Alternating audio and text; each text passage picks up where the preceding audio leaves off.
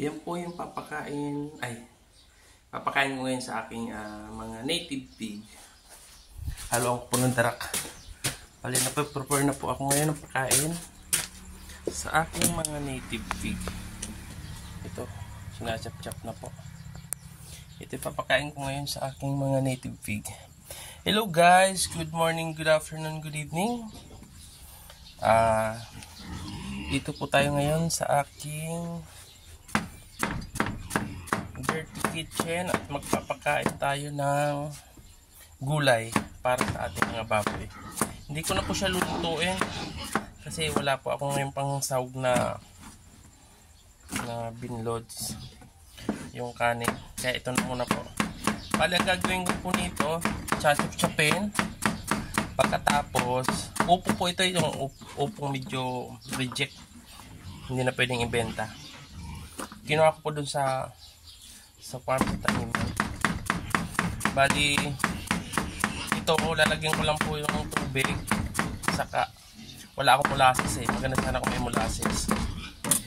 Pampalasa, vitamins niya. Saka asin, minerals. Tapos lalagyan ko ng darak, carbohydrates. Yung muna papakain ko sa kanila. Ito. Yung papakain ko sa kanila ngayon. Ito. Ayan. Ito sa balde. Ayan. Kita ba? Parang hindi kita. Ayan. Hindi pala kita. Ayan. Ay. Kita ang tiyan ko. Sorry. Bawal. Ayan.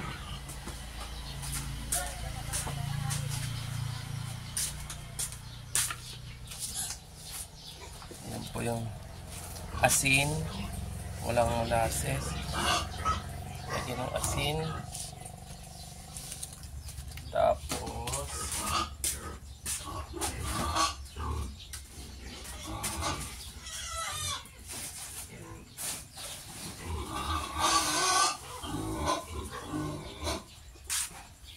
ito, darak.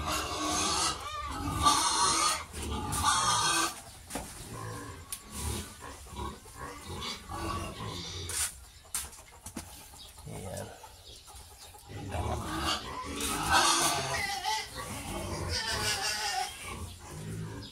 Ito po, darak. Lagyan ko ng darak. Tapos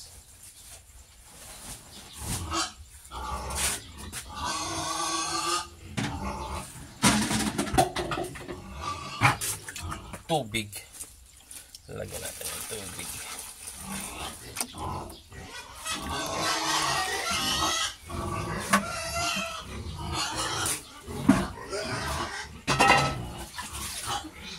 Wala kasi, lalagayin ko sana siya kaso wala akong binload yung kanin na maliliit sa gilingan. Ayan. Ito po yun. At saka imimix.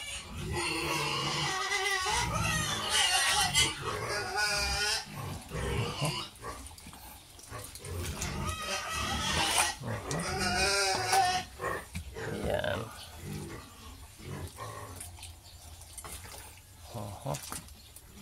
Magdadamit muna ako. Sandali lang po.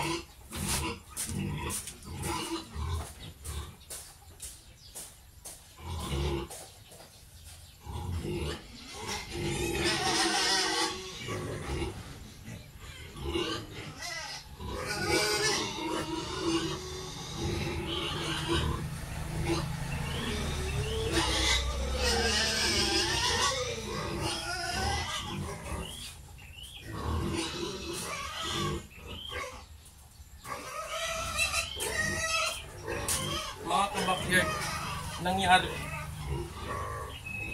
bad news pala po dun sa inahin namin, yung inahin ko dito. Bali, namatayan na po ako ng baboy, mga biik, mga lechon. Namatayan po ako ng 4. kasi mahina po yung dede, yung gatas nung mahina po yung gatas nung ayan. Mahina po yung gatas nung aking inahin. Bali, sabi nung technician, pinapunta ko. Ito naman po para dun sa dun sa puti na baboy. Feeds, pure feeds po sa kanila. Ang ginagamit po yung mumurahing feeds lang kasi walang budget. Ang nangyari po dun sa mga baboy, ay mga biig, bali po mahina yung gatas ng nanay, kaya namatayan. Ang ginawa ko po, tinawag ko po yung technician, ang advice sa akin yung CBG, bumili pa ako ng CBG, tinurukan po kahapon ng 20 ml kabilaan. Ang CBG para po yung sa milk fever, pakita ko po sa inyo mamaya. Pakainin ko muna po itong aking alaga kasi medyo gutom na, magagalit sa akin. Pakainin po natin yung doha, baba! Baba! Baba! Baba! Hey! Baba!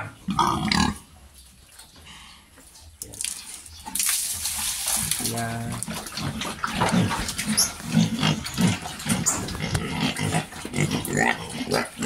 With feeding ko yung pinapakain ko sa kanila.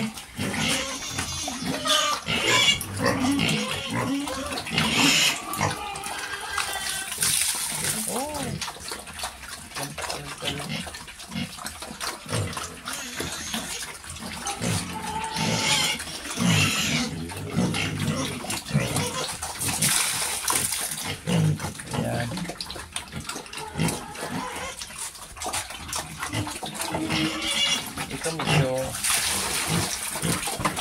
hindi maganda yung isang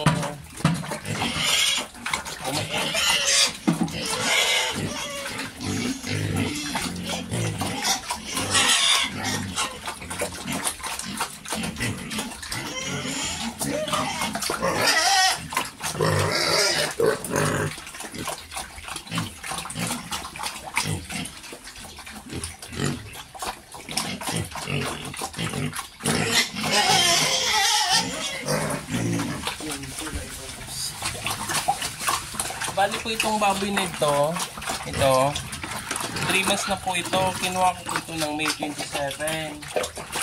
So ngayon, di ba, May 27 katapusan. So, June, July, August, 3 months sila. Kasi ngayon ay September 8. So, 3 months and 10 days na. Ito sila. Siguro around 60-70 kilos na po sila. Yan. Hindi pa ako napaglinis. Yan sila.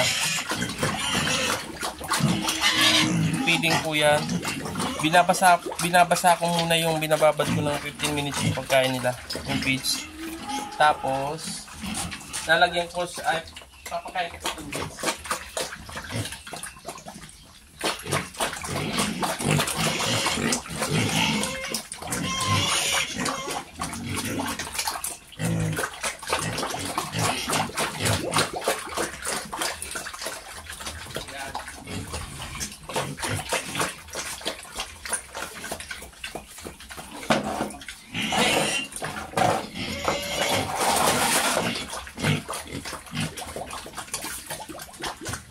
Pinababad ko muna yan ng 15 minutes. Saka ako pinapakain sa kanila. Yan. Yan. Bali 3 months na po itong 10 days sa akin. Siguro 70 kilos na ito. Mahaba din sila yun. Yan. 70-80 kilos na siguro ito. Papakainin ko naman po itong native. Makukulit tong native na to eh.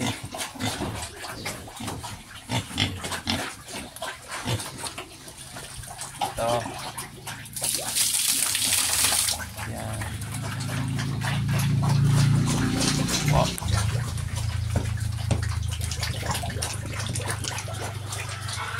Kita. Ito natin.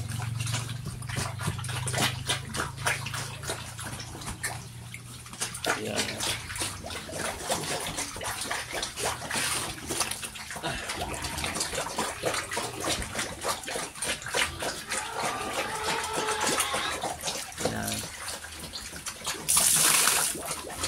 Bali, asin lang yan. Asin, may darak, pas yung gulay na upo. Hindi ko na po linuto. Kinakain naman nila ng hilaw talaga ito eh. Ganito dapat papakain, hindi na linuto. Para nandiyan pa yung vitamins nila.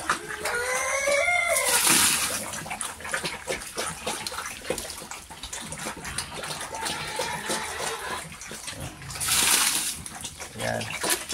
Yan po yung pagkapakain ko sa kanila araw-araw. Yan. Yan. Ubus nila yan.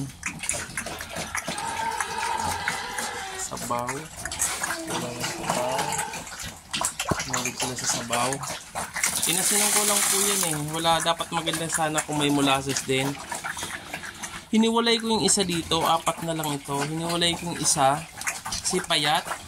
Inaagawan nila ng pagkain. Tama na yun. Madami na yata na ilagay ko. Inaagawan nila ng pagkain. Doon naman po ako sa nanay nila. At saka dun sa dalawa kong guilt. Yung guilt ko na native.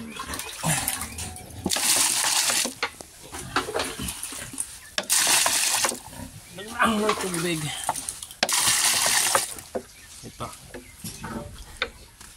Ito yung kinakain ko na ito eh. Hoy! Ito siya. Ang hindi maganda nito, namatay na po yung 4 na anak niya. Yun yung anak niya. Gilid. Hoy, nahulog yung aking pang brush. Nahulog. Kuhanin ko mamaya. Bali, kulang gatas. Tinurukan ko po siya ng ganito kahapon. Tinuturukan ko. Ito yung advice nung technician. Bali, bili daw po nito. Bali, ito CBG. Nakita ko rin to sa isang vlogger. Pwede rin sana oxytocin, kaso ang oxytocin may tendency na baka lumuwa yung puwet niya.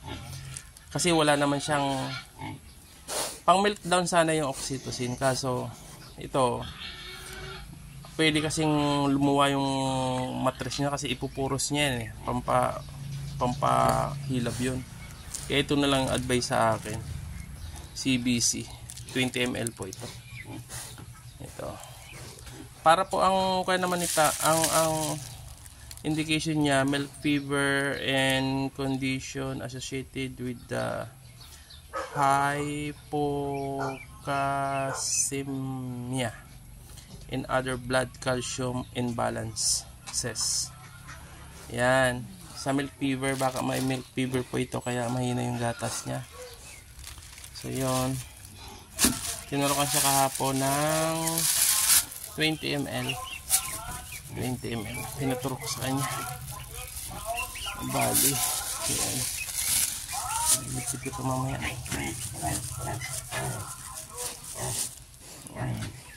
Ito yung isa kong baboy, pang inahin din yan. August 27 din yan eh. Kinuha ko. May ako sa 27. Ayan na. Ayan na. Ito yung isa kong biik. Yung isang native na inaapi ng mga kapatid. Kaya nilipat ko siya rito. Para wala siyang kaagaw. Kasi mapayat siya. Binitamins ko na rin to at pinurga. Siya yung pinakamaliit eh. Ito yung nanay naman nila. Buntis po yan ng 1 month sa buntis. Kain na. Pinakain ko na siya kanina ng isang upo eh. Parang na lang sa'yo kasi kumain ka na kanina ng upo. Ito po. Bali siya, buntis siya ng 1 month. Pinaiay ko siya ng, ano ba ngayon, September, August 2 to 2023. Pinaiay ko siya. Gutom na si Dingdong. Yung dalawang gilt dito, inalis ko na. Ayan po. Bali siya, pinaiay ko siya kasi gusto ko yung anak nila niya medyo malalaki na, medyo mabilis lumaki. Titingnan ko po, first time ko lang kung anong maging resulta. Pinaiay ko siya ng hybrid. Pero black din yata yung naiay sa kanya. Black. Ito naman ito na yung aking pan. Ito na yung dalawa kong gilt, yung dalawang yan. Tinalian ko sila, sinasanay ko na may tali. Pero nakabitaw din. Ito yung si Dingdong. Yung inay, barako. Pinagsama ko na siya rito, inalis ko na yung duck. Ito yung may pato ako dito eh. Inilipat ko po dun sa kabila. Bali dito ko na sila paistehin hanggang manganak. Dalawa po yan, bubuntisin nitong aking barako. Yan. Tingnan natin kung kaya niyang buntisin yung dalawa. Papakainin ko na siya. Pakainin ko sila. Sandali lang po, iayos ko yung ating stand. Ayan. Ig! Ayan. Dingdong, doon ka sa kabila. Dong, dito ka sa'yo. Doon ka sa'yo.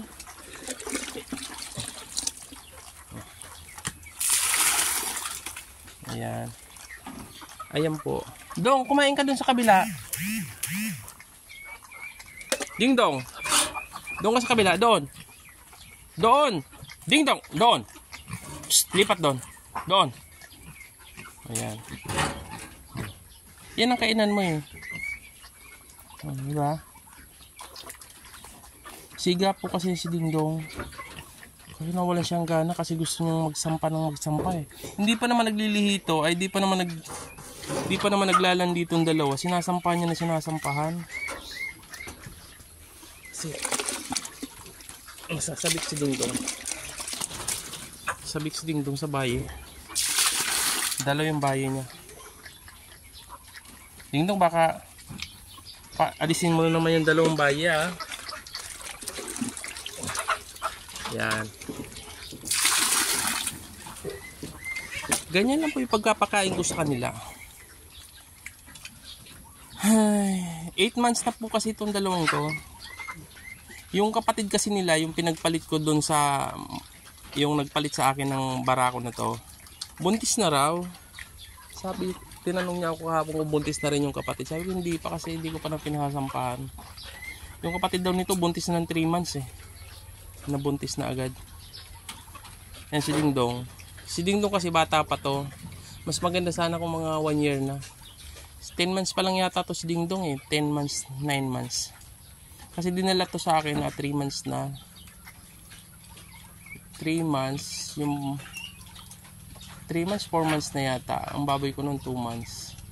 So mga 10 months pa lang ito. Itong barako kong ito. 10 months. Kaya kumain dun sa kabila. Nilagyan ko ng mga bato kasi hindi sementado, maputik pag walang mga bato-bato yung kainan nila. Pansamantala lang po itong ganito. Pag yung ba't may speaker dyan? Saan galing yan? Speaker na maliit. Bali, pag nakaawad-awad may pera, sisimintuin ko ito yung kainan nila. Yung dating lababo lang yan yung kainan niya eh. Yung lababo. Uy, nawala. Ba't nawala? Ayan, naputol. Oy, tapos na kayong kumain? Ayaw nang kumain. Si Dingdong ayaw nang kumain. Kasi may bayi, kaya hindi siya kumakain na madami. Ayan po sila. May tali sila. Ay, ito pala si Dingdong. Dingdong, pinaalis mo yung dalawang babae, Dingdong. Dong! Mahirap si Dingdong eh, nagsisiga-sigaan siya. Pinapaalis niya yung babae pag kumakain siya. O, kaya pala umalis yung babae. Akala ko si Dingdong ayaw kumain. Ayan. Inaalis niya yung babae. Dingdong, ayun yung pagkainan mo.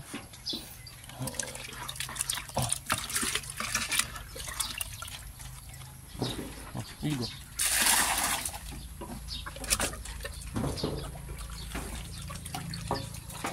Hindi na abot. Sumampa na. Ito kasi Dingdong, hindi niya naman kainan yan eh. Kumakain dyan. Ayan po.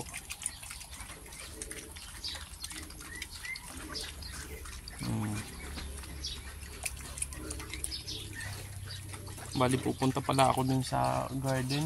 Mag-garden ako. Dun sa farm. Ayan sila. Ang dami na yating pagkain. Bigay ko pa dun sa isa.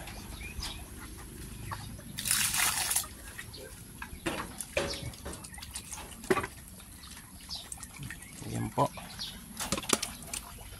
Bigay ko ito dito sa nanay. Kasi kulang lang sa nanay. Bali yung ko sila. Bali di ko alam kung kailan mabubuntis yun. Ito naman si Negra po. Di ko alam kung kailan manganganak po si Negra. Abangan nyo rin po kung ilan yung magiging anak nito. Kasi unang anak niya yung 8. Magandang mga anak po si Negra. Kaso hybrid niya siya ngayon. Ewan ko kung ilan yung aanakin niya.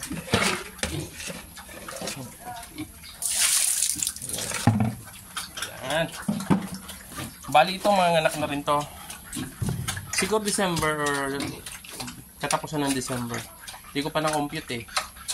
August 2, August, September, October, November. November 2, 90 days. November 12, 100 days. August, September, October, November. November 2, 90 days. November 12, 100 days. 12, dagdagan mo ng 14 days. Plus 14, 12 plus 14, 26. Oh, November 26. Manganganak to, November 26, 2023. November 26 siya, magwa 114 days. Yan. Excited na ako, ano yung anak na ito. Ito naman si Bansot. Wala nang kaagaw. So, yun nga muna po ang aking vlog ngayon sa pagpapakain ng aking mga baboy. Ganyan lang po pakain ko, darak, gulay, may asin. Hinalo-halo ko lang. Okay na po sa kanila yan. Ito kailangan may vitamins din to, sisikal. Wala pang budget para pambili ng sisikal. Vitamins.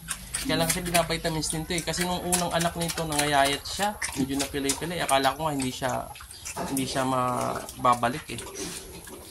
Nangayayat siya sa 8. Winalay ko kasi yun na 2 months na sobrahan. Kaya nangayayat din siya. Kasi ang native gano'n naman eh. Nahayaan lang talaga eh. Hindi na inihiwalay. Pag nasa kulungan sila pre-range, gano'n. Eh kaso nangayayat to. Kaya inalis ko na, hiniwalay ko na. Kaya natagalan siya makabangon. Tumaba uli siya. 6 months na. So, sayang. Ayan. So, yun muna po ang aking may-share sa mga nanonood po. Marami pong salamat sa inyo. Sa mga nagpa-follow. Salamat po sa mga silent viewers. Marami pong salamat. God bless po and mabuhay. See you soon. Bye-bye.